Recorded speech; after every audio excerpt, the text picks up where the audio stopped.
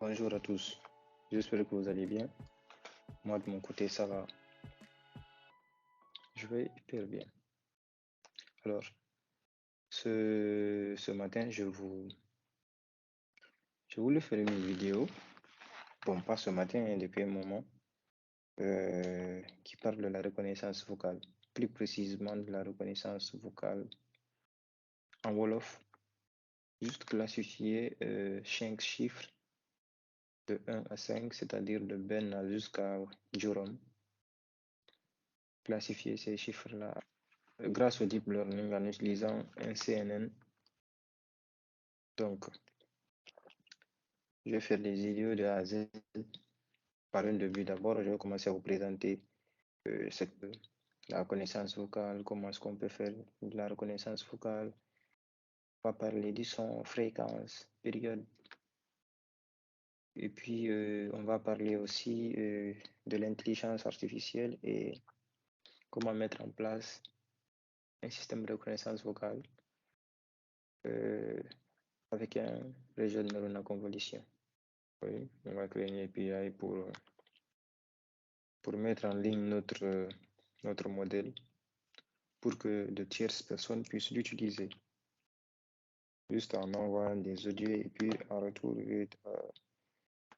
on envoie un audio et puis comme retour, il récupère la transcription de l'audio. Donc sans plus tarder, je vais essayer aujourd'hui de vous présenter la première partie. Voici le plan. On va parler de reconnaissance vocale en Wolof et on va parler de l'intelligence artificielle, du deep learning et la mise en production. Alors, qu'est-ce que c'est que la reconnaissance vocale en Wolof? Ça va être de convertir de l'audio parlé en Wolof dans un format exploitable par une machine. Donc ici, dans notre cas, ça va être de transcrire, c'est-à-dire quand on dit un ou benna en Wolof, que la machine puisse comprendre qu'on a dit benna. Quand tu dis Jérôme, la machine va comprendre que tu as dit Jérôme. Donc, pour comprendre cela, il faut un petit récapitulatif d'abord de ce que c'est que le son, la période, la fréquence. Eh bien, le son est produit lorsqu'il y a un objet qui vibre. Ces vibrations provoquent des oscillations des molécules.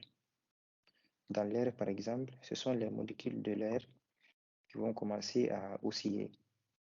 Ils vont commencer à vibrer, à osciller. D'accord? Donc, ce qui peut créer une alternance de pression de l'air dans un milieu. Voilà, dans un milieu, il y aura une surpression et dans un autre milieu, il y aura une dépression. Là, par exemple, il y a une surpression au niveau de cette partie et là, il y a une dépression. Donc, cette haute pression alternée avec une basse pression provoque des vagues. On peut voir ces vagues-là ici, comme ça. Et nous pouvons représenter ces vagues au waveform en anglais, ouais, qui oscillent dans le temps. Donc, ces oscillations-là dans le temps, ce qu'on appelle l'amplitude du signal, l'intensité du signal en fonction du temps. Alors, la période, quant à elle, elle correspond à l'intervalle de temps qu'il y a entre deux pics, par exemple. L'intervalle de temps qu'il y a entre ces deux événements-là, qu'on observe, c'est ça la période. La fréquence, quant à elle, c'est le nombre d'éléments, le nombre de répétitions d'un phénomène plutôt, par unité de temps.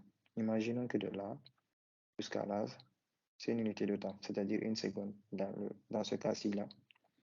Donc le nombre de fois qu'il y a un phénomène qui se répète ici, par exemple ça et ça, jusqu'à là par exemple, si la seconde était jusqu'à là, vous pouvez dire que la fréquence, elle est de 1, 2, 3. Par exemple ici, la fréquence, elle est de 1, 2, 3, 4, 5, je crois 9 ou 10. La durée, c'est une seconde, le nombre de fois qu'il y a un phénomène qui se répète ici. Par exemple, ce pic-là, c'est ça la fréquence. L'amplitude, quant à elle, elle correspond aux variations de pression de l'onde. Ces variations-là, c'est-à-dire les variations de pression de l'onde. La pression, les variations, c'est ça l'amplitude. Donc, en gros, c'est ce que vous devriez savoir. Voilà une formule mathématique ici de la période de la fréquence. On sait que la fréquence, c'est l'inverse de la période c'est l'inverse de la fréquence. Voilà. Donc là, nous avons vu un peu les notions de son. Comme je l'avais dit ici au début, connaissance vocale en Wolof. Donc, quelques notions de son qui sont le son lui-même, sa fréquence, sa période, sa durée aussi, c'est important. Donc, du coup, c'est ça. Ce que je voulais vous expliquer aujourd'hui. Merci. La prochaine fois, on va parler de comment créer un système de reconnaissance vocale. Et la vidéo qui suivra encore va parler de l'intelligence artificielle et du deep learning plus précisément. Mais je ne vais pas trop rentrer dans les détails concernant l'intelligence artificielle et le deep learning. Beaucoup, pour ça, je vais vous conseiller une chaîne là dans une prochaine vidéo. Merci. Portez-vous bien.